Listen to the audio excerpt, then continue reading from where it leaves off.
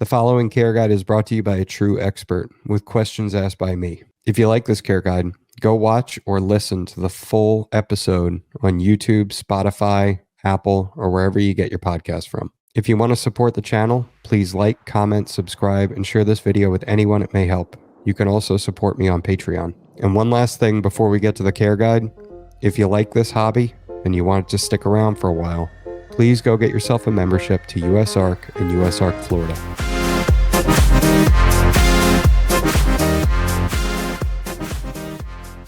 Are you ready to jump into the care sheet? Sure. Get hit with the barrage of questions? Yeah, I'm ready. All right. So let's just look at this from the perspective that this is a brand new keeper. Yep. And, you know, that this individual, their uncle had a Surinam or a Peruvian boa when they were a kid. And they're just obsessed with that boa. That's the only snake they want. Mm-hmm. So it's not going to be in a tub. It's going to be, you know, a show animal out in the house in a nice cage. So take that into consideration with your answers, you know, and health and well-being is the primary focus, you know, right, for that. So first of all, are they a display animal in your opinion, or a pet that you can interact with and sit on the couch and chill with? Both, I think. I mean, they're beautiful, so they make great display animals. Typically, when I think of a display animal, I'm thinking of an emerald or a chondro that's basically in a cage and it's just look pretty. And they do their thing. You handle them only when you have to. But I would encourage people to probably interact with their boas because they do get big, and you don't want an 8-foot wild snake that's going to live in your cage. So, but if you set their cage up correctly in your living room or whatever, they make a great display animal because they are beautiful, but you can interact with it too. And I encourage it. They like it. I don't know if they like it, but they accept it very well. And I love interacting with my boas. They're number one. The retics are cool, the carpets, but the boas, man, they're cool. And they cling, you know. It's not like my retic just wants to crawl to the ground and go eat the neighbor's dog. But my boas will hang out and chill, and they're awesome. So I would say they're both. Yeah, I agree with you. I mean, sometimes I take them out and I'll go sit down on the couch while I'm watching a show, and they'll just go up my body and onto the back of the couch and just sit there and be totally content, you know. They won't poop on your couch. Yeah. What do you think, substrate or paper? What's the benefits and the drawbacks of both of those? If we're going off the premise that this is going to be a display animal in your living room, most people are not going to want to put paper down in their cage. Paper has some benefits that it's sanitary. You know, when they poop and pee, you're going to change the paper, clean the cage, put fresh paper down. And when they eat in their cage, you know, they're not typically going to consume the 6-foot piece of paper laying on the bottom of their cage. So I would say that the majority of people that are going to go out and get a Surinam, Peruvian, you know, reptile are probably going to try and do some sort of substrate. The environment that your snake's living in that cage is altered by the environment that cage is sitting in your house. So, you know, pick your place in America. We'll just go with me here in Virginia. You know, we have summer, we have winter, spring, and fall. So when the heat's on, the humidity is low. When the air conditioning's on, the heat is low, or the humidity is low. The only time our humidity is slightly high is in the spring and the fall when the heat or the air conditioning, neither one is on. And my wife usually says, the humidity's killing my hair, turn something on. And I end up turning the heat on just to suck some humidity out of the hair. That's actually, you see, I have that problem, the humidity. Yeah. Wreaks havoc on my hair. Yeah. So I think when you're keeping snakes, you have to take the totality of the environment into your thought process. So I would say keep your animals on some sort of substrate that you can keep moist, not wet. You know, so when they're shedding, you can spray it and raise the humidity in that environment and everything. The negatives to substrate is if they pee and poop on it, are you getting it all out? You know, because most people spot clean, you know, and that's one reason why I went away from coconut substrate in my retic cage, is because the turd was easy to clean up, but the gallon of urine that I couldn't see on the bottom of the cage was not great. And you would have to clean a huge area. So I stopped. With controlling the humidity in the room, I've controlled the humidity in the cage. So I've alleviated the problem with bad sheds. You're not going to live in your house in 80% humidity, but my stink room is fine. It's for them. It's not for me. So if you're a new keeper, I'll get to the point. I would say get substrate that you can keep moist. It gives the snake, it's pretty. It looks nice in your house. It gives them humidity. You can control the humidity.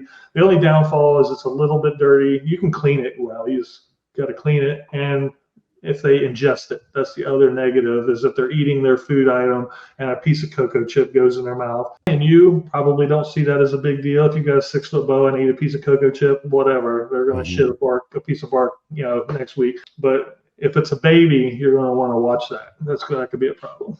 Okay. You shouldn't keep your baby in a 6-foot cage. You want to. Exactly. Ambient or gradient, what would you recommend?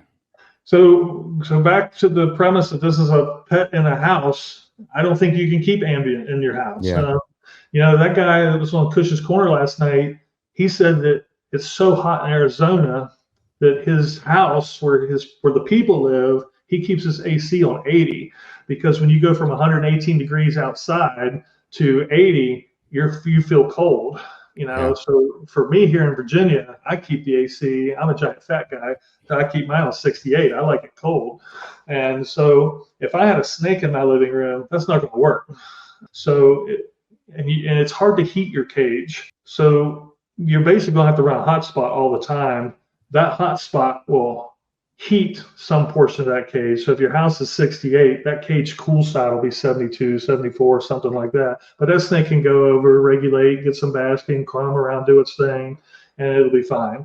I don't think you can keep ambient unless you have a snake that lives in 60 or 70 degree temperature, or unless you build a room that you can control that ambient temperature. It's not going to last long in your 68 air conditioned house. Yeah, for sure. That was a dumb question. No. If you're brand new, you don't know the answer to that question. Yeah. And if you're jumping in and listening to podcasts and you're like, 84, gradient, how do I get that? Well, yeah, I do want to go back a little bit, because understand that there's parameters. So I'm an old keeper and I still obsess over temperatures.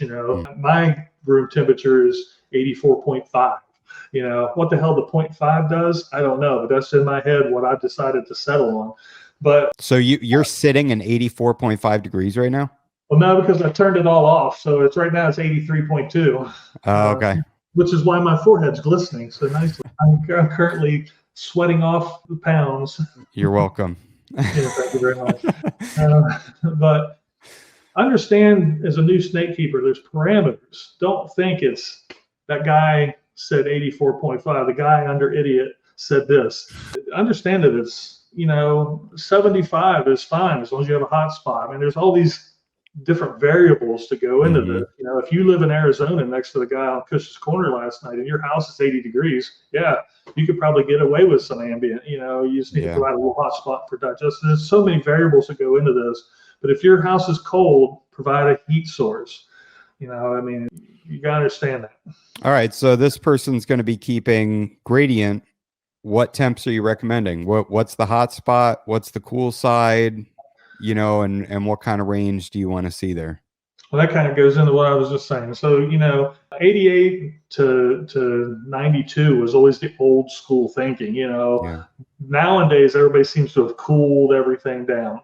So I'll just tell you what I do. I'm not going to tell you what you should do. So, I just want to put in here, this is specifically for Peruvians and Surinams. And so in my head, I'm still thinking boas still need like 90 to 95 hotspot available, right? Yeah. Like is that still the current thought for boas, or is it cooler now? And specifically Peruvian and Suriname.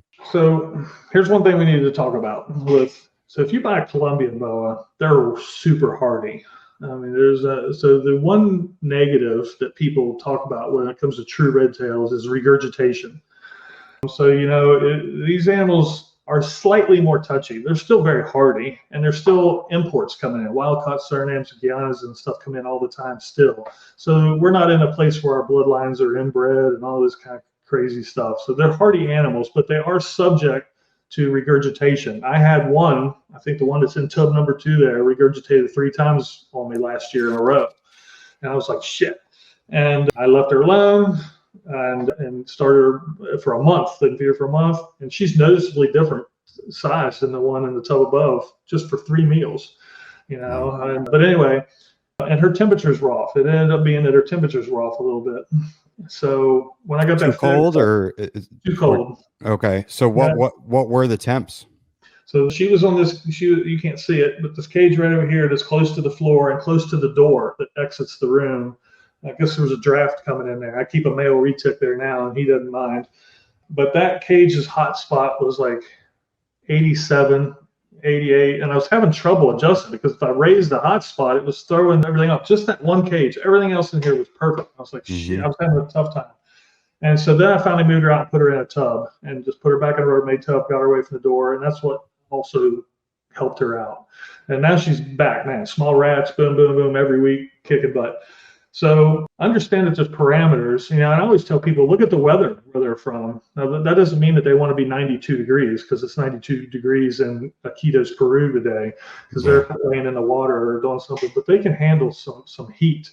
And depending on who you talk to, the hot spots can be 88 to 95. I've heard people say those are your parameters to work within. It's so complex, but if you're going to have a 95-degree hot spot, in my opinion, you need to have a really big cage so they can get away from that hot spot when they've had enough of it, because that's a lot. Yeah. And I always what do you want your cool side to be? If it like, let's say it is 95. In a controlled environment, I'm probably going to have an 80-degree cool side. In a living room where you're running your air conditioner and stuff, and most people live in 68 to 74, I mean, my mom, I think, keeps her house at like 77 degrees but she's an old lady and, she's always cold. Yeah. But most people live in that 70 degree. I think you're fine. The ambient in that environment in your living room is good to go as long as you have a 90-degree hot spot. So for me, this room's 82 degrees right now. As soon as this podcast is over, I turn the heat back on, it'll be 84.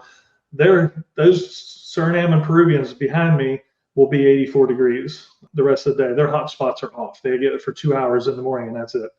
So I turn your hot spots on if they're cold, and they never use them, by the way. I've never seen one of those snakes laying on their hot spot. Really? So my nighttime temperature is 77.5. My daytime temperature is 84.5, and that's gradual. I'm getting into advanced stuff, but mine starting at 7 a.m. goes up every degree every hour until it hits 84. And then at 4 o'clock, it goes down a degree until it hits 77. But for the beginner in your house, turn your air conditioning, your heat on, what's comfortable for you, and provide a 90-degree hotspot. How about that? Yeah. There's going to be people that watch this are going to be like, he's an idiot, should be 92. He's an idiot, should be 88. Fine. It says I'm an idiot, so you're right. But it was an accident, Kenny.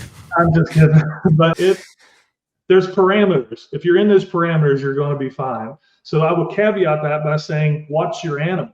If your animal lays under the hot spot 24/7, 365 and never goes anywhere else, then it's too cold. If your animal lays at the other end of the cage in the water bowl 24/7, 365, it's too hot. So make adjustments, a degree or two. So if your snake lays under its hot spot for a little while, then it crawls around and it lays here for a little while, and it lays here you're perfect. You're in good shape. Yeah. The snake will tell you everything you need to know about how it's being taken care of. Yeah. And that's the hardest part about being a new keeper is learning behavior. It's not adjusting a thermostat, it's learning behavior. Is that snake happy? Everybody wants to know. My dog's happy, it wags its tail. It's good to go. How do you tell if a snake's happy or not? Yeah. And I say it's easier to tell if your snake is unhappy versus telling if it's happy. Because if a snake's happy, it's not doing anything. Yeah. If your snake's unhappy, it's pushing on the glass. It's stuck to one end of the cage or the other. It's doing stuff you're like, that's really weird. If you're saying to yourself, that seems weird, there's something wrong. All right. Now, new keeper, how would you recommend they verify their temperatures? Temp gun, thermometer inside the cage on each side. You done? Yeah. Yeah. I mean, there's more. I'm not just going to keep going. There's 60 ways to do it. I know. So I would say yes. Now, as a new keeper, you're not going to probably go buy a temp gun. You're not going to do this. You're not going to do that. You're not going to buy, like me, I have 10 different ways to check my temperature here. I even have VivTech things at every single cage, so I can get on the app and see the temperature in every cage or whatever. Nice. So a temp gun, I think, is the best way. And temp guns, understand that temp guns aren't scientifically proven to be accurate. They're going to be a degree or two off. So if you have a thermometer in your house, lay that thermometer on the hot spot and temp gun it and see if they match. If the hot spot on the thermometer is 90 and on your temp gun it says 92, now you've got a problem to figure out.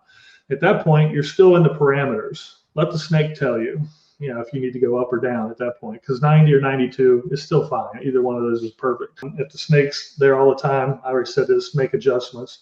But the more ways that you can verify the accuracy of your temperatures, the better off you're going to be without being psychotic about it. Yeah. If your cool side is 75 and your hot side is in the low 90s, you're good. Yeah. I use a Fluke temp gun, so Yep. I trust it. I think it's 100% on. I have a couple.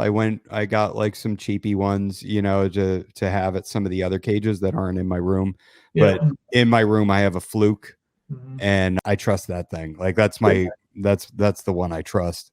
Right. Like my VivTech things, and shout out to VivTech, they do some awesome stuff too, but I think they're all like mildly off. Now, that's not a knock on VivTech. I mean, you're paying, $20 for these things, but they tell me within the parameters that I'm worried about if my cages are good to go or not.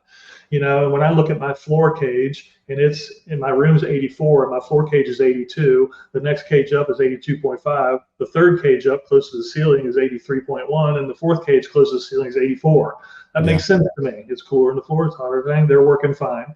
And so, well, and also you're checking the surface temperature too. Right. It's like if I take my temp gun outside, the air temperature right now might be, let's say 87, 88 degrees. But if I shoot that at my driveway, and all that radiation is just coming off the sun and getting absorbed into the stone, that's going to be hot as hell. It's going to be way higher than 88, and that's in my cages. I use the DP projector, and then I use a slate placemat from Walmart. Yep. And that actually absorbs the heat. And I've noticed the snakes, like, they love getting on that. Like, they'll get on it and coil up for a little while, and then they leave and go back into their hide. And it kind of radiates down into the hide too. So I'll have that elevated, and it kind of creates a neat little a warm hide for them. And I'll provide a cool one as well. Yep, absolutely. And to that point, hides, how many should you have? Should you have one on hot side, cool side, in the middle? What are your thoughts on that? So, this is a display animal in your living room and all that stuff. So if you're going to do it the way I think people that would buy a Surinam or a Peruvian would do it, I would have hides all over the place. And I would tell people the hide doesn't necessarily have to be this. Mm-hmm. If you're trying to make a pretty cage, nothing screams not pretty like a Rubbermaid tub. So a hide can be a plant, in the corner, a log, something that's not going to fall and hurt the animal if they push on it, because they will. People stack up rocks. I'm like, oh God. So and just the weight too of that. Yeah. So I would have multiple hides, because that cage, if your hot side's 90 and your cool side's 75, the middle is 82, and that snake can then say, oh, I like it here, and they'll coil up, and if you make a hide really good, the snake will forego their temperature concerns to stay in that. Yeah. So if your hide's on the hot side, that's where the snake's going to be all the time, unless it's really hot and it forces it out. So if you only have a hide under your 90-degree hot spot, your snake's will be 90 degrees all the time, unless you provide other places for it to go and feel safe. Yeah, and I've noticed that some of my snakes, they opt for their warm side hide, and I'm like, why don't you go use the cool one? Go over there. Well, they're happy where they're at. That's where they want to be. As long as the heat is there, that's all that matters. Yeah, and as long as it's not 145 degrees and it's going to give them brain damage and kill them, then they should be good to go. They should be good to go. When you're talking about the new keeper, you're not talking about breeding, but when you start getting into breeding things, then it's like, is the heat killing the sperm, and and the eggs, and you get all kinds of stuff. But as a keeper, you don't have to worry about all that stuff. You just 90-ish, whatever on the other side. I would say that the more detrimental thing is making sure you do have a cool side, making sure that cage has the ventilation. If your house is 70 degrees, you will have a cool side. So and talking about the hot side being 88, low 90s and having that range there. What's your range for the cool side temperature wise? What's too cool? What's too warm on the cool side? Personally, for me, as long as they have a hot side that's adequate, I'm not 100% sure I'm worried about the cold side being too cold. Okay. I mean, within reason. I mean, that's not saying take your snake outside and keep it in your shed in January. As long as it's got a 90-degree hot spot, it won't matter that the cold side's 0. I mean, within the confines of the climate in your house is what we're talking about. So, if you're the kind of person that likes to sleep at night at 62 degrees, you really crank the air conditioning down because you just can't sleep unless it's freezing cold. As long as that snake's got a warm side, I don't think that's going to hurt it any. Mm-hmm. I think it's great, but I don't think it's going to hurt it any. As long as they can crawl over and get warm, you're good. Yeah. And that cage is still not going to be, if your air conditioner is on 62 at night so you can go to sleep, I don't think your cage is going to be 62 because it's holding heat. And it's never, by the time that cage got that cold, it'd be time for the heat to come back on again anyway. Yeah. So I worry more about heat. In my personal opinion, unless it's horribly cold, heat kills and injures the snakes way faster than cold does. So, I'm probably wrong, but for me, I like my cool side to be at least 10 degrees cooler than the hot side. So if it's a 90-degree hot spot, then the cool side should be 80 degrees or something like that. They need a gradient. It's all about providing them with the choice in the gradient to make their move. And again, watch the snake's behavior. It'll tell you what it wants. If it's laying on the cold side all the time, the cage is too hot. If it's laying on the hot side all the time, the cage is too cold. Make adjustments and then see how the behavior changes. So you kind of brought up breeding there. Should you do seasonal temperature cycling even if you're not breeding, or do you think that there's just no point? So I think this is another one where I'm going to go back and say, I'm not going to tell you what you should do. I'm just going to tell you what I do. So I do provide, I never changed the daytime temperature for me. And this even goes back in the old days, back in the 90s. I never changed the daytime because if you are going to cool, then the animal has to get warm again to keep from giving it an illness, respiratory infection or whatever. And I always kind of go back also to what does the weather do in Suriname? It's not like Virginia. There's no winter really. It's dry and wet, and there's some temperature changes and stuff involved with that, and the temperature feels different based off the amount of humidity. I don't have to tell somebody who lives in Florida humidity. Yeah. So I mean, if it's 90 degrees in Florida and it's 90 degrees in Arizona, those are two completely different feeling things. But so if we're talking about Surinamese and Peruvians, I do lower the nighttime temperature, but only a little bit. For me, there's triggers. There's triggers for breeding season. Humidity. So like the humidity in this room is 65 or 70. The humidity in the cages is 75. As summer comes, I start lowering the humidity to mimic the drier season. Mm-hmm. And then as fall comes, I'll start ramping the humidity back up. But I'm trying to breed. If I was a keeper, I would never make adjustments on any of this stuff. I would do the same thing every single day for the rest of the snake's life. So if you're a keeper, don't worry about anything I'm about to say. If you're a breeder, you have to introduce triggers. And, for me, one of the triggers is lower nighttime temperatures, but only a couple degrees. I go from 77.5 to like 73 or 74. And that's just what I do. Increase the humidity. The humidity's coming back up and starting to go. Feeding, which I'm actually still learning about food cycling. That was never a thing back in the, I'm not 100% sure I'm on board for the way some people do it, where they basically starve them through the summer and then pound them. And I don't think I like that too much. If I don't produce a baby snake because of that, I'm fine with it. I never food cycled before and produced snakes all the time. Yeah. And all I used to do back in the day was daylight cycle and temperature cycle. That was it, and everything bred. Yeah. Simple back then. There wasn't food cycling, humidity cycling, temperature cycling, daylight cycling. It was like, holy crap. Now with the food cycling, that is so if you're cooling the snakes, right, then it's beneficial to not have them eating, right? So they don't have food contents in their stomach, and that could potentially, get rancid or whatever if you're cooling them. I mean, that would be probably not so much with the Surinams and Peruvians, right? They're not going to be getting temperature cycled as harshly as like a Centralian carpet would be, right? You know, where they're going to be going down way colder. Well, that's why I don't adjust that much, because you know, if you look at, you can get on my website. I do on my website, on one of my pages, I have all the weather for all the localities for the snakes I keep. That's awesome. If you get right on there and see what the temperature is in Surinam today, and if you click on that link thing, it takes you to the climatic page where you can see the history of the temperature and the seasons. And I pay attention to that. I don't mimic it 100% because, you know, but I do pay attention to that. So the temperature are slight. You know, if it's 92 in the day and 78 at night and it's 90% humidity, those two things are virtually undistinguishable. You know, if it's that humid and it's 77 and that humid and it's 92, it's hot and it feels like shit. And so, but in the winter, you know, the humidity drops to the 70s and the temperature drops to 76. It goes down a degree or two. So temperature cycling for a Suriname, in my opinion, isn't a huge thing. They don't hibernate. They're not Argentine boas. They're not, you know, diamond carpet pythons.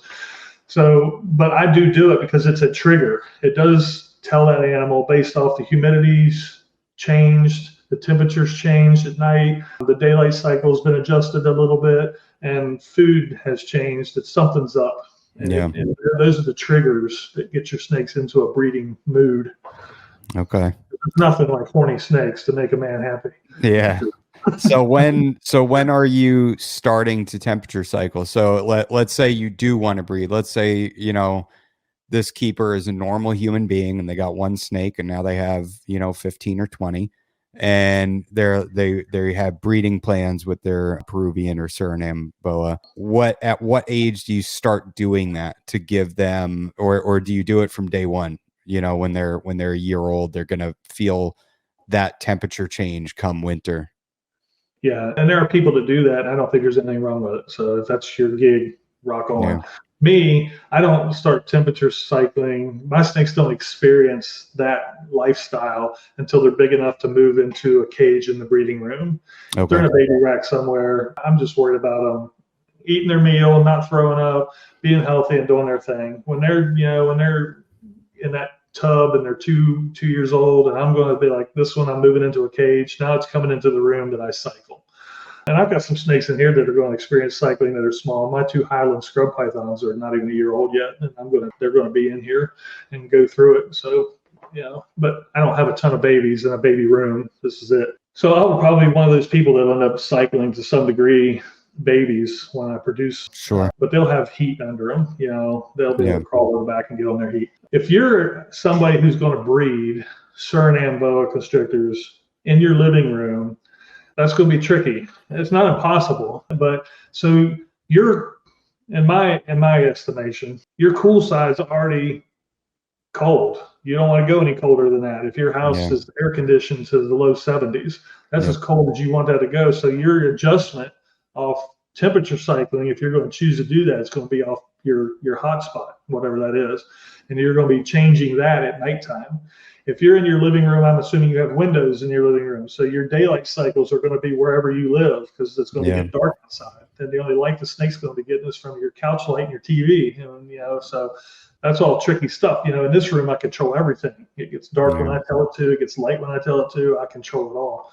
So in your living room, you know, that's all going to be a little bit of a thing. Now, there's probably plenty of people out there that say, man, how about these Dumeral boa babies from this chick that had these things in her living room, and, you know, they live together, and every year they produce a clutch of babies. Okay. Yeah. Good for, you know, cool. So, yes, it can happen. There's going to be a little luck involved. If you end up with a gravid snake, buy a lottery ticket. So, you were lucky. But all right. So we already covered night drops. Just, you know, kind of I mean, naturally you're going to have that. I mean, in my house, our thermostat for the house is set up to go up to 78, 5 a.m. Yeah. So it you know, because we leave and we're in Florida. So if I leave it at 72, it's going to be, that AC is just going to run 24/7. Right. So it goes up to 78. And, you know, that's how I get that rise in temperature, you know, and then when my wife gets home, it drops down to 74. Right. And then once the kids go to bed, 72. Yep. And then once I'm in bed, it's at 71, and then until 5 a.m. So we kind of have a natural, And your snake room does that too, same thing. It's all central AC. I don't have a mini split or anything like that. So it's all going off that. With that being said, with all the lights that are in here and all the heating elements, this room is just warmer. There's no way around that. Right. It's probably, it probably tops out at like 80, during the day. Well, on that topic, I'll say this. This is, again, another Nick Mutton, Ryan Young, I think. It's definitely Nick Mutton conversation. One thing that they said in there will resonate with everybody, no matter who you are. Pick something and stick with it. Yeah. So if you choose to keep your room at 80 degrees and your hotspot at 90, choose it and stay with it. Yeah. And then make adjustments from that. If you choose to not have a hotspot and do ambient, fine, but do it and stick with it. This is directly from, I think, Nick Mutton's lips. If you constantly watch a podcast and make adjustments off what the idiot on the screen said, your snakes are going to be in constant flux. Yeah. And they're never going to know when that trigger happened, because it triggers off every podcast that you watch. So find what works for you and your environment is easy to obtain. If you're in your living room and your air conditioning's on 72 and your hotspot's on 90, you can maintain that. Live with it. Do fine. Now your adjustment, if you're going to do temperature cycling, is going to be off what you do at that hotspot during that breeding time, lowering it down, whatever. So find what works for you. Don't worry about what I do here in a controlled environment in Virginia. Find what works for you within those parameters that we've talked about, and then stick with it and make adjustments from that. Don't worry about what every single person on the internet is doing.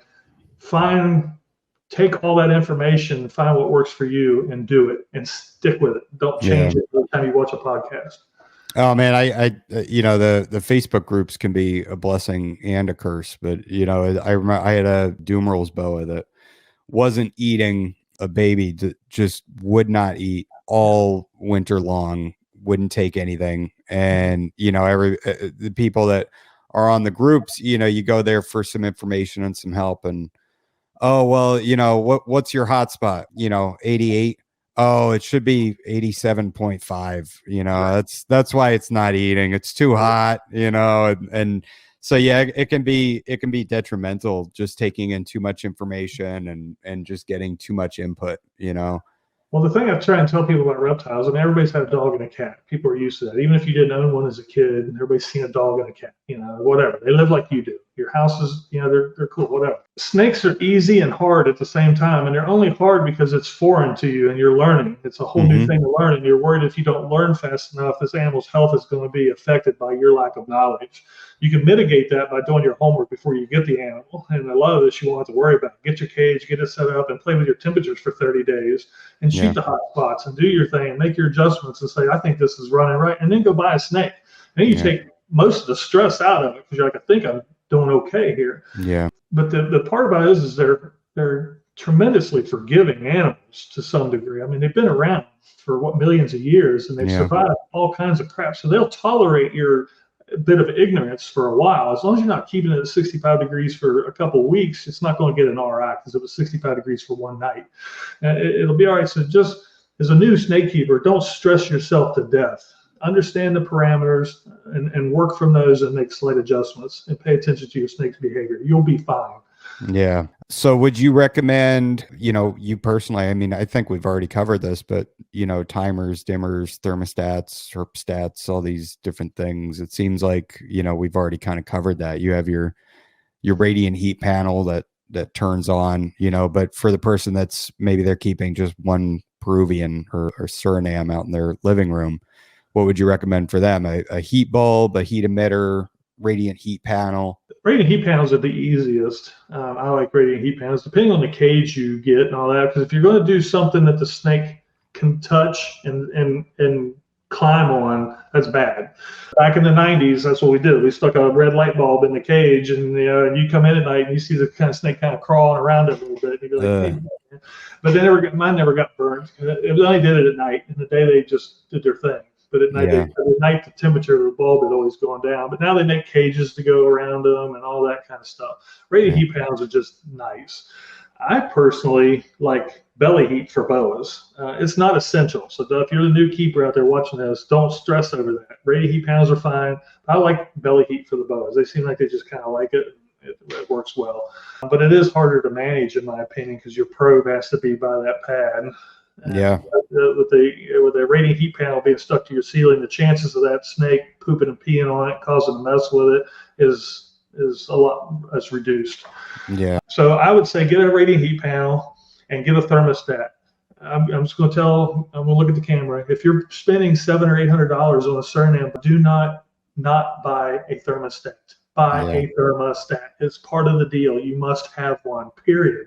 Yeah. I don't care if you're going to put it on a rheostat, if you're some fancy electrical whiz and, and your cat's going to rub against it and you're going to cook your snake. Buy a thermostat. And, if you're on a budget, you're probably not buying a Surinam anyway, but if you're on a tight budget, you can get an ink bird. They're $20 on Amazon. As long as that heat is controlled, because those heat panels, I lost 3 snakes due to a thermostat failure by the company, that thermostat right there. And I lost 3 snakes and when I finally discovered it and shot the heat panel with my temp gun, they were like 158 degrees. Oh. So even if you're not worried about the death of your snake, worry about burning your house down. Worry about the plastic cages warping that you spent all the money on, whatever. Yeah. You must buy a thermostat. Yeah. You must. You have to do it. Yeah, I've got a couple of the ink birds. They're not too bad. Yeah. So the thermostat controls so much too. If you've got a light in there, herpstat 2 will control your light and your temperature. Nice. And you can set it all up and it'll do its thing. And if you're going to breed, I recommend putting a light in the cage. That way you can at least control the light cycle in that cage. Yeah. What's a good humidity for Peruvians and Surinams? Nice. So a lot. They're from the tropical rainforest. So they get rained on every single day for several hours, and it's very, very, very humid. Now, with that said, as a new keeper, you're going to be sitting there saying, how do I do this in my house? Yeah. You don't necessarily have to. They're tolerant. All right. So there's times where humidity matters more than others. Obviously, that's during the shed cycle. During the shed cycle, humidity is important. But you can mitigate that with spraying, and all that, and get the humidity up during that, 10 to 14 day period or whatever. But humidity is important. And if you keep it dry, your snake will not thrive. This particular snake will not thrive. You definitely want to have humidity and the ability to create humidity. In my room, the floors are concrete. And on the rare occasion that the humidifier shuts off, and I come in here and it's only like 40% humidity or something, I just spray water on the floor. And the humidity is up to like 70 degrees, 70% like instantly, because the floor is soaking wet with water. And I don't have to worry about it. It's concrete. I don't care. And so I get it back up. But humidity is important when it comes to any tropical species. If you live in the desert, buy a sand boa, so basically keep substrate, if it's this one animal, your substrate's going to be more aesthetically pleasing. And then you've got the humidity aspect taken care of as well. So you can mist and it'll retain that humidity, if it's in your living room, right? So, it's not as easy to control it in the room. Right. And these PVC cages hold humidity really, really well. They do. If you're keeping cocoa chip, and you'll discover as you're evolving through your new snake ownership, that if the substrate's too wet, whether it's cocoa chip or not, it'll mold. Things will happen to it or whatever. So then you just make adjustments. You're like, okay, this stuff's mold, it's too wet, because you're in a warm environment with a lot of moisture. So then you just start cutting it back. We talked earlier about temperature guns and all that stuff. Get a hygrometer, get a gauge in there that tells you the humidity. They make analog ones that are $10. Give you a rough estimate. If it's 62% humidity or 72% humidity, you're good. Yeah. And the cage will hold the humidity, but when your air conditioner's running, you're drawing the moisture out of your house. When your heat's running, you're drawing the humidity, you're burning it up. So you have to supplement that for your reptile. If you don't, they'll have bad sheds. They'll be dry all the time. It'll be bad. That was a good point you made before too, about setting up the cage 30 days before you even get the animal.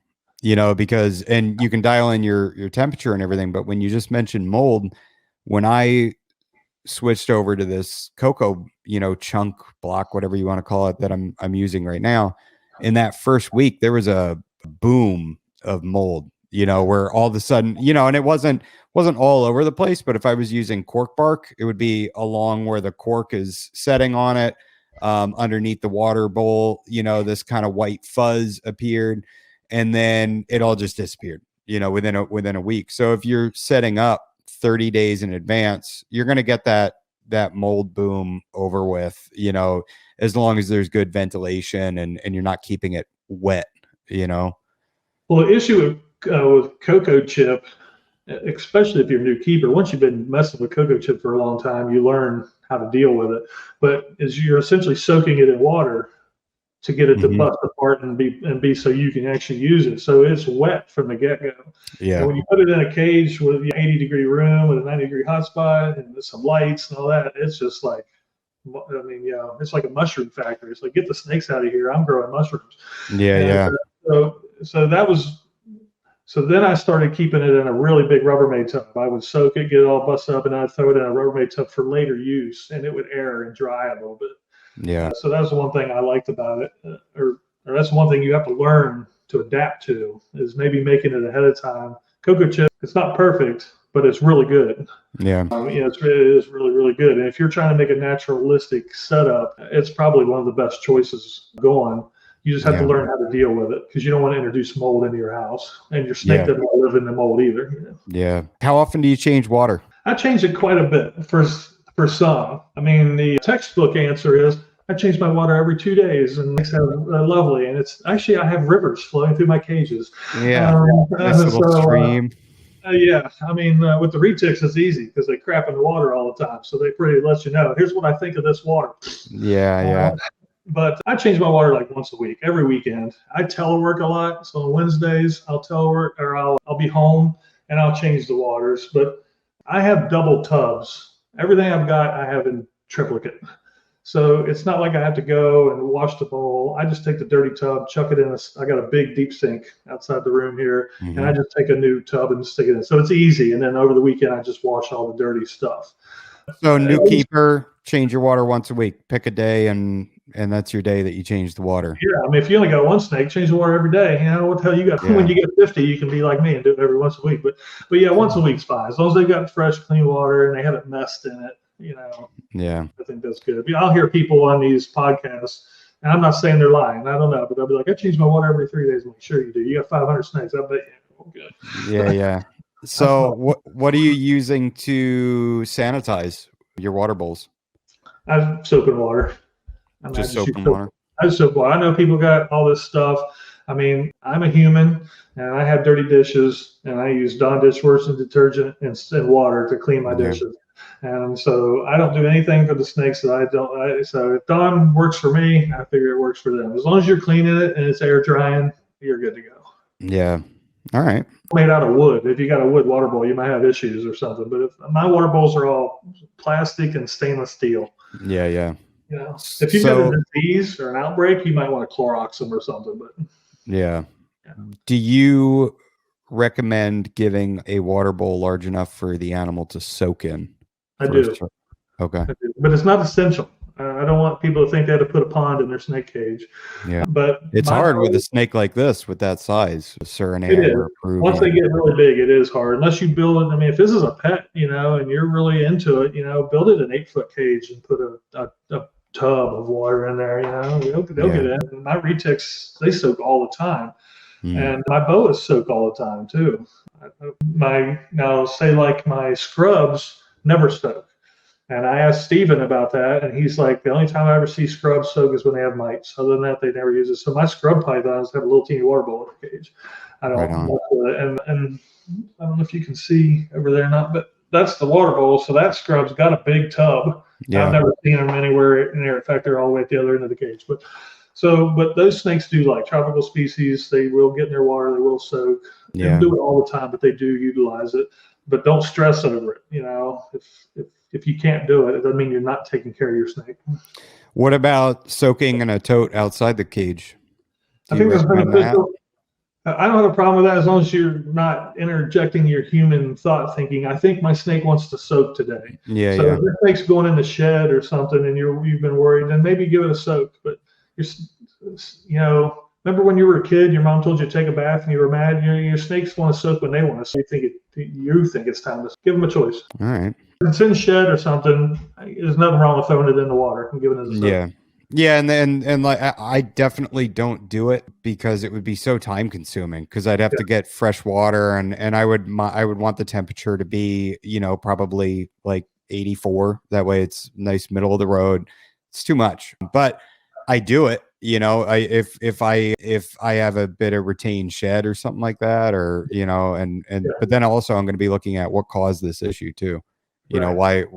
What did I miss along the? So you don't have to do it again, right? And as a hobby breeder, I try and provide the animals with everything they need in their cage, so I don't have to intervene. I like them to shed because the humidity is right in their cage and all that stuff. As a keeper, as a beginner keeper, you're really going to want that because a stuck eye cap's going to freak you out. Yeah. So you have to mess with this snake's eye and get an eye cap off of it. So if you mitigate those items by taking proper care of your enclosure, you won't have to worry about all those other things being issues on the backside. Yeah. Now, and so what if you let's say you got this Peruvian or Surinam boa and it came in, like my BCO came from California. Would you recommend soaking after shipping or? I do. Yeah. Just to hydrate. I do, yeah, because they hydrate. The snake's already stressed. It's already been a shipping box. It's already been Ace Ventura all over the airport, all kinds of crazy stuff. So when you get it, throw it in some water, let it soak, do your thing. If it's your only snake, it's your only pet snake, you don't really have to worry about quarantine so much. And then get it in its enclosure and then leave it alone for a couple of weeks, And for God's sakes, don't call the breeder 2 days later and say it didn't eat. Just give it, let it just chill and relax. Yeah. I will say, so I don't say it didn't eat. I say, how do you recommend I feed them? When should I feed them? What's your opinion? And that's, again, kind of just me being curious and enjoying getting different perspectives from different breeders. Some say feed them the same day, and others say, oh, let them have a week, let them acclimate to the temperatures and this and that, and so, yeah, that's different perspectives. Yeah. I mean, for me, I always tell people, watch the snake. The snake will tell you, what it wants to do. If the snake looks like it's chilling and it looks comfortable, feed it. If the snake's still like moving around its cage and it's hiding in this weird way or something, which I know is hard to figure out if you're new, then it's still stressed. Don't leave it alone until it looks like it's relaxed in its environment. But I've fed snakes the same day. I mean, I got retics. I didn't pull a retic out of the bag, but here's a mouse. Ooh, look at that. And put it in its cage. So we've all done it. Well, I guess my point would be is if it doesn't do it, then leave it alone and give it a couple weeks. The miraculous thing about boas is people can talk about retics, burns, all this stuff all they want to, and feed response and all that stuff. I've been there, done that with all of them. Boas are some of the most reliable feeders that there are. Yeah. I mean, my retics even get a little finicky if they're in shed or something, or going in there, they'll kill it and leave it lay. My boas eat every single time. I know. Without fail. Whether they're totally opaque and in the middle of a shed or whatever it is, and I need to move them while they're wrapped. You pick them up and put them down somewhere else, and they don't care. I've missed it around one of my boas while she was eating. Yeah. And she's just staring at me like, thanks, Dad. Appreciate the humidity. Yeah. I needed a drink with dinner. If it was one of my Timor pythons, if I walk through the door while they're eating, they'll start backing off. And I'm like, oh, geez, because it's just a different animal, Yeah. I mean, and you may get to this as a question, so I don't want to jump ahead. I don't know the questions, but boa constrictors are not retics. Be patient with your feeding. And I know there was a Discord member the other day that was just talking about she didn't know if she was feeding too often or not enough. There's a little bit of stress or whatever. Snakes are built for food, disparities. I mean, if you're feeding your snake every Saturday, fine. If you're feeding your snake and you didn't get to it, you weren't home on Saturday, you didn't get to it till Wednesday, fine. Don't stress over that. Just, but you cannot power feed boas. It's not a retic. You can't give it a rabbit every day, and it doesn't take it. There becomes a time, and there's a lot of really good information. If with this podcast, I would encourage you to try and get Jason from Jason's Exotics on. I mean, that dude's a wealth of information. His website's kicking when it comes to boas. But once a true red-tailed boa gets to like 3 feet, they're rock solid, man. Then you can start kind of hitting them a little bit, and they'll grow. And back in the 90s, the big thing was pin-headed. If you fed your boa, the body would be this big and the head would still be like this big. Yeah. You didn't want that, so you want to take your time with them. But we're definitely going to get into feeding, because that's basically a whole card here. Okay. So we already covered day-night cycle. It's important, right? They need to have a sunrise, sunset for their circadian rhythm and all that. It seems like if you are Count Dracula and your living room doesn't get any sunlight, you always keep the blinds closed and things like that, you're going to need some supplemental light in there, right? Yeah, well, some light. Yeah, you're gonna need light. I mean, snakes are nocturnal, so their time is nighttime. You don't want it to be nighttime all the time. Yeah. They do need light. And if you're buying a cage, a thermostat, a snake, substrate, all that stuff, you've spent $1,200. I mean, depending on what kind of cage you bought, you spent $2,400. But to buy a light for the cage is $25 more. Yeah. So if you are the kind of person that likes to live in the dark, buy a light for your snake.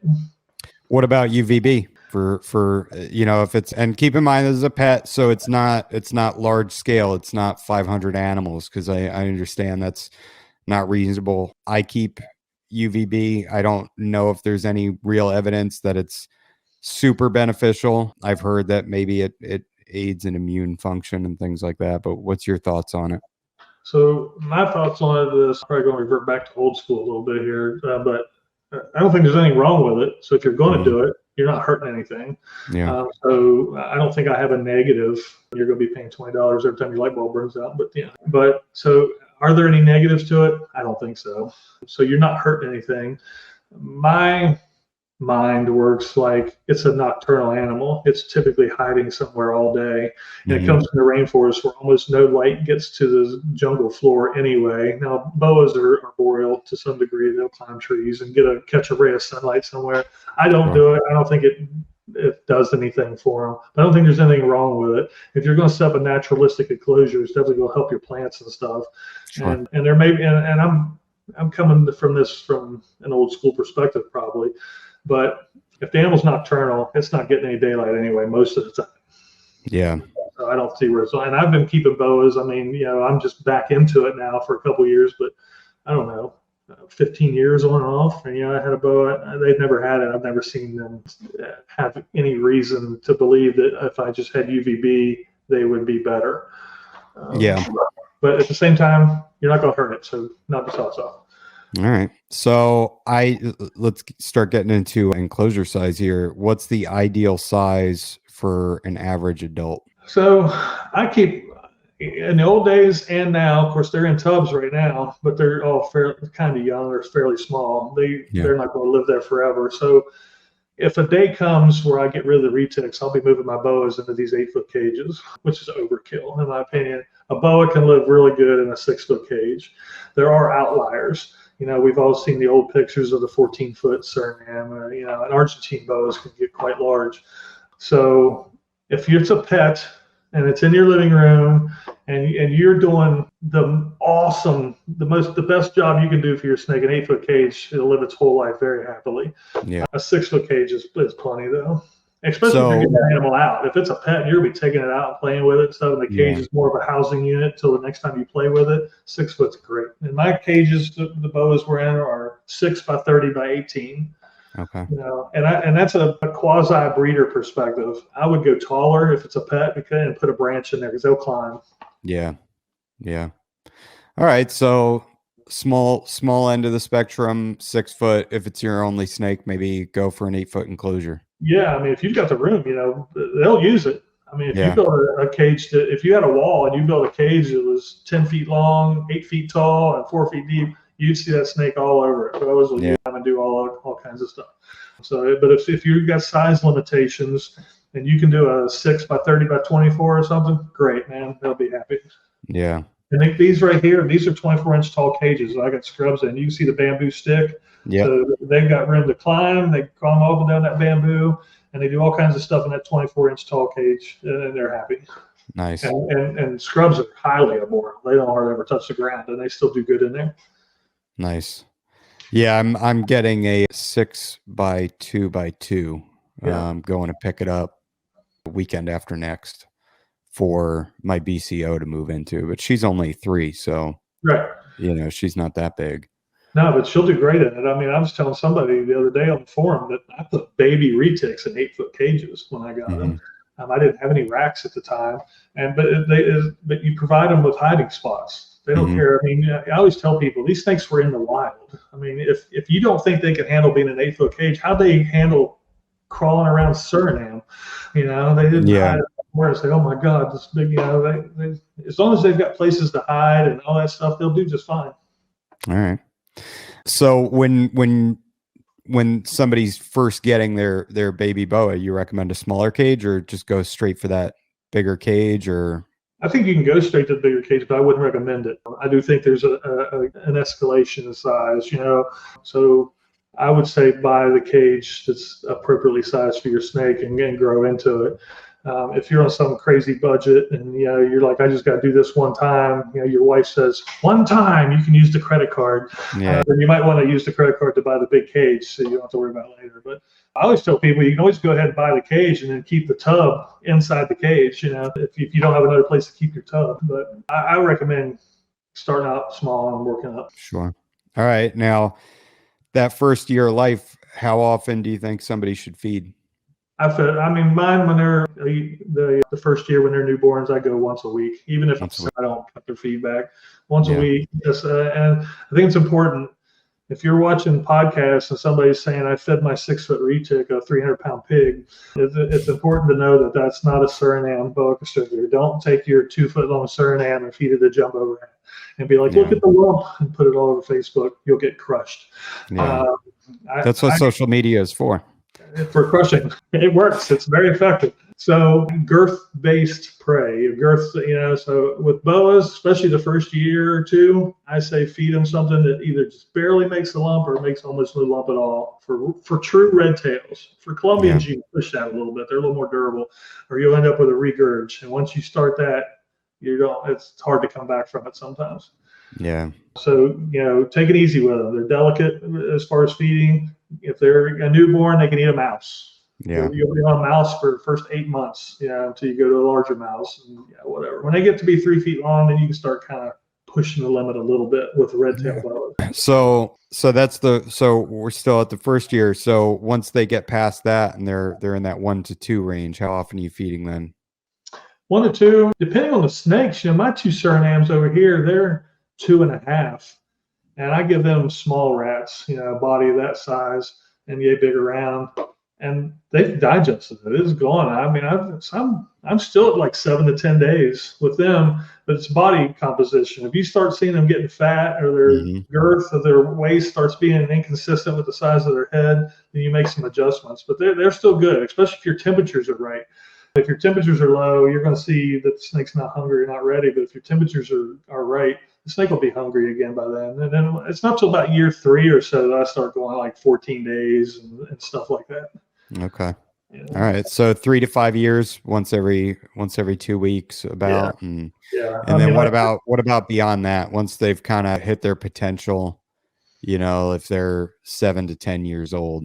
I mean, it's at that point, it's purely body composition for me. Yeah. So like my 5-year-old Peruvian, a jumbo rat, she doesn't even look for food for 3 or 4 weeks. I mean, if I offered, she'd certainly take it, but she's plump and looks really robust. But she's 3 weeks and she's 5. If you've got one of those monsters, you know, you got a nice 7-foot boa and it's, you know, yay big around or whatever. If you feed that snake all the time, it's going to get really, really fat. Yeah. So as long as it's laying around doing its thing, but if you go down there at night, you notice that snake's kind of pushing its cage a little bit, roaming around, feed it. And I think one of the biggest things is none of these are hard and fast rules. It depends on the animal. Right, it does. Right. Yeah. I mean, I sent you a couple weeks ago, I had sent you pictures of my BCI girl, and she got round out of nowhere. She got round, and that was eating every 7 to 10 days. Yeah. The same size food item, and all of a sudden she just got thick. And I pushed it out to every 2 weeks, and now she looks perfect. You know, her body composition's great. And then I have my IMG male, and he eats every 7 days, and by that 7th day he's looking for food, and his skin is like hanging off him. Not literally, but totally different. I mean, the metabolism is just different, you know, and it is different. And there's different times. I mean, you know, if you got kids, you know, and they were in the 4th grade, and you bought them clothes that fit when the school started, and 3 months through the school season, their pants are, you know, put up, they had a spurt, and they're eating, and you got 2 boys, you know, you'll figure that out. When they get to your grocery bill is $700, you're like, yeah, you little bastards. Oh yeah, it's already ridiculous. So I mean, the snakes are the same way. They might go through spells where they're a little hungry or a little not hungry, but just manage it. You know, your dog's the same way. I got one really fat dog, and that's like, cut it back. You know, you got to cut it back. So yeah, I have a yellow lab, and it's, you know, we keep him on a pretty strict diet, but he gets a lot of exercise and everything. He walks so much that I don't have to cut his nails, you know, so we do a lot of walking, and it just keeps him super fit, you know. Yeah. I always tell people, look at your animal. It'll tell you everything you need to know. Now, if you're a super new keeper, you might not know what a fat snake looks like, you know. Yeah. But you know, if you are on podcasts, you look at other people's pictures and all that, you'll figure it out. Yeah. Now, Peruvians and Surinams, do they have the same kind of body structure as a BCI? That's sort of where the sides are kind of flat, you know, and the, you know, the top. Unless you go So maybe that's a good thing for a new keeper to look out for, if they you know, because everybody that gets into it, you're sitting there, if you're listening to a podcast or you watch a video, you're thinking, well, am I feeding too much? What am I looking for? You know, so if it's that, you know, when it comes to body composition, they shouldn't be round, right? A Surinam or Peruvian should not be round. I mean, we've all seen python videos. You know, you get Burmese pythons almost look like they're melting. You know, they're just, you know, and boas are not like that. Boas are structured, muscular. Not that retics and Burms aren't. Don't get me wrong. For all the people that are getting ready to crush me, but he is an idiot. But boas are very structured. Their body is very structured. You can see muscles and things working typically in boas, and so you want to keep that composition. Yeah, that's another thing about the cage. You know, if you provide them animals with a cage tall enough to climb, they get a lot of exercise by climbing around their cage. Oh yeah. It's got to be good for them, because, you know, like I have all this grapevine actually lag screwed to the side of the cage. That way it's not in contact with the substrate and molding, you know, and man, my boas love going up on that and then just looking down, you know, and just like watching for an animal to go by or whatever's going on in their mind. You can tell that they're getting something out of it. You know, if it wasn't there, they'd be missing that.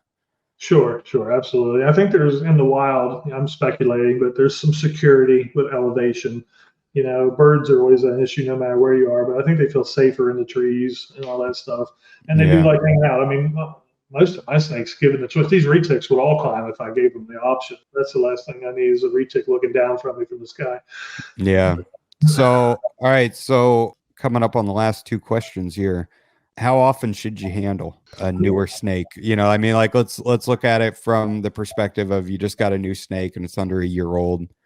How much is too much? How much should you be handling? So if you take I just got it and it's only been here 2 weeks equation, because you shouldn't handle it much then. And if you and then we'll talk about feeding. So if you feed your snake, don't handle it for a few days. Let it have a chance to digest that meal, and especially red tails, because they already have a propensity and a possibility of being rare of regurgitation. You don't want to help that along with undue handling after they eat. I don't want people to think that's a real issue. It's just something that's there. So any snake, you don't want it to be an issue. Yeah. Right. So other than that, I'm not 100% sure. I've got, you know, I know right now there's a choice-based handling thing out there, and people are going to be like, well, that's the old school mentality coming out about what I'm about to say. But I paid for you, I heat you, I feed you, I bought you this enclosure, and the choice to handle you is mine. It's not yours. So if I want to touch you, I'm going to, because you get to lay in that cage 23 hours a day without me messing with you. Yeah. If I want to touch you, I will. So that's the Yeah, and I feel like that would work really well with some snakes, but not others. My boas, they move in slow motion. If you open up a boa's cage, they will come out, but it's going to be hours. Like they'll stick their head out of the hide and then slowly come over and then like stick their head out a little bit and be like, wow, it's kind of nice out there, and it's this whole thing that, they don't move the way we move, like if we want to go outside, we're outside in 45 seconds, and my Timor pythons, if I did that with my Timor pythons, I'd never hold them, and I want to socialize them because I don't want them to live up to their reputation. I don't want them to poop and pee every time I touch them or bite me once they get bigger, so the choice is mine. Me, I would put a spin on that question. For me, it's not per day when or if you should handle them. I think it's the longevity that you handle when you do. So if you want to get your snake out every day, when you come home from work and your stress relief from the commute and all the bullshit is to get my snake out and check it out for a little bit, fine.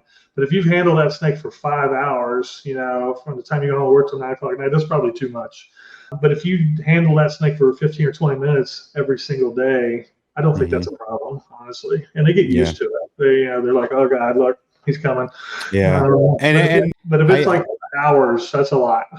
Yeah, for sure. And I do that, I'll come home every day and hold a snake. I don't know which one it's going to be, and it might be 3 or 4 different snakes, but it's probably only going to be 5 or 10 minutes, take them out, get a look at them, see how they're doing, especially when it's like 2 or 3 days after feeding, I want to see how they're digesting and get a gauge on that too. Yeah. So we've talked about regurgitation with the Peruvians and Surinam boas. What are some other potential health problems you can run into? And we talked about IBD too, and we kind of already put that away. Like, it's not something you should be too worried about anymore. I wouldn't worry about it. Keep your collection clean. Keep it free of parasites and vectors, your word, and you're going to be fine. I wouldn't worry about it. So I got to be honest with you here. I mean, there's not a lot. Red-tailed boas are hardy. I mean, if your parameters are right, your animal's not going to get respiratory infections, all that stuff. You're going to run into, the issue where it snags a tooth on some substrate and it potentially swallows a piece of bark with its meal that might stress you out as a new keeper, or something like that. But they're pretty hardy. And that doesn't mean that just like humans, you don't get a cold in July for some strange reason and or whatever. But if that happens, you go to a vet and you take care of it and you reevaluate and be prepared, because the vet's going to ask, if the vet's worth anything, he's going to ask you the questions. How's this animal kept? And be prepared for that. Take a picture of your cage, shoot your thumb at it, and take that information to the vet with it. Yeah. But if that happens, then deal with it.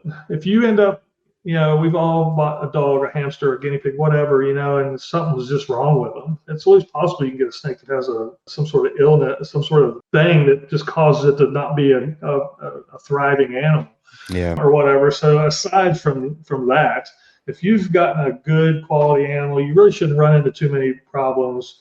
And if you keep your temperatures right and you don't overfeed, and not in quantity necessarily, but in size, you really probably never have to worry about regurgitation either. It's not a huge issue. The issue from regurgitation comes is once it starts, it's very hard to stop. But if you do everything right, you're never going to have to worry about it. So don't let me mentioning it 3 or 4 times throw you. It's fine. Just do your job the right way, and you'll never have to worry about it. Something else.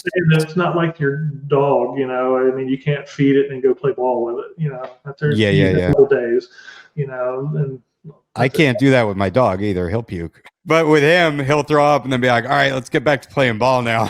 I'll get to eat my throw up in a couple minutes and then we can play some more. We'll get back to it, right? Yeah. So I can't say there's just a lot with most snakes are pretty hardy, really. I mean, there's not a lot to worry about. RIs, in your opinion, are they brought on by too cold, too hot, too dry, too humid? Yes. All these factors can play into it. Too dry, certainly. I'm not going to mention any breeders by name, but there are people that I like and follow, and they will have literally water running down the walls of their cages. I mean, the glass is so wet you can't see into the snake. That's not good. People will say, well, they come from the rainforest. Yes, but that rain and that moisture happens with fresh air and air circulation and wind and movement and all these different things. And the snake having the ability to move to an environment that it wants to be in more freely. And too much humidity is humidity, but just straight up moisture, water, wetness. This is not necessarily a great thing. In the wild, it rains on them and then it kind of dries out. And they have the rest of the day to go crawl about and do their thing. So too much of any extreme is bad, So, here in Virginia, in the wintertime, when the heat's on all the time, your house gets really dry. Your skin's dry. You can scratch yourself and see the marks, and you either buy a humidifier or just be dry. So if you're going to keep these animals, then understand there's parameters. I keep going back to that. There's humidity parameters, there's temperature parameters.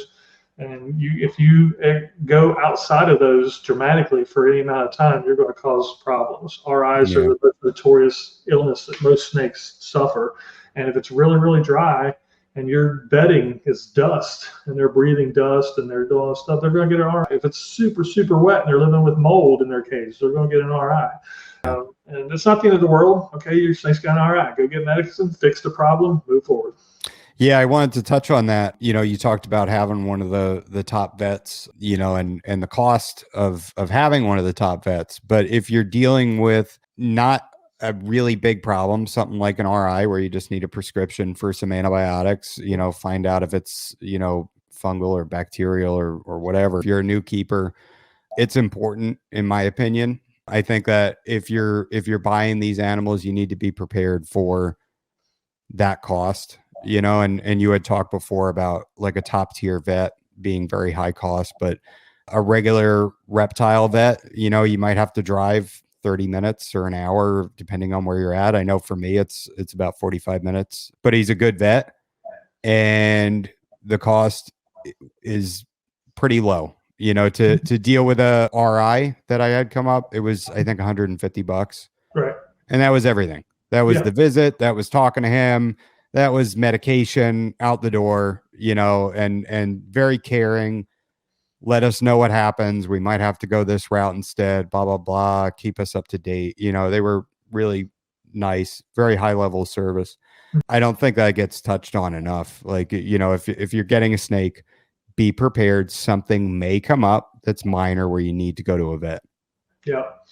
And for me, I had a whole history of this from a long time ago. So when I started to get back into it, the first thing I did was look in Winchester, who even does reptiles. Scott Stahl is in Fairfax. He's 60 miles down the road, and it's a new schedule to get in to see him. So I can call and be like, I got a sick snake. Can I come in tomorrow? Scott's got a team, and they're reptile experts. And I want to preface that by also saying, you don't need that if you're just a keeper. I mean, top tier vets come in with disease, egg impaction, crazy shit that happens to a snake if you're, a breeder. That as a keeper, you're never going to run into egg impaction, or whatever, stuff like that. That's where you get into, they hurt themselves and their spines kinked. What are you doing? If you just got a pet snake, your pet reptile vet in your town is fine. So don't stress over $500 an hour for Scott Stahl. You don't need that. Yeah, it's not going to be what the normal keeper is going to. No. So, but I would say, so what I did was I didn't know. I've had dogs and cats and all kinds of stuff here. And I know who my dog and cat vet was, but they didn't do snakes. I had to find the snake vet in my town. And they don't even list it on there. They just have a vet that does reptiles if one comes in. And so that's who I use. And knock on wood, I don't need them very often, but that person that I deal with loves reptiles so much. And this is such an anomaly for Winchester, Virginia, that they'll come to my house. And I just have like once a year come out and just check stuff, and we'll just go through a couple things and look at whatever. If a boa throws a weird gray stool or something, what's up, Sure. And we'll go on. So, but yes, if you have animals, you're going to need a vet. All right. I think that's just about everything that wraps up the care guide portion. So I appreciate that. No problem.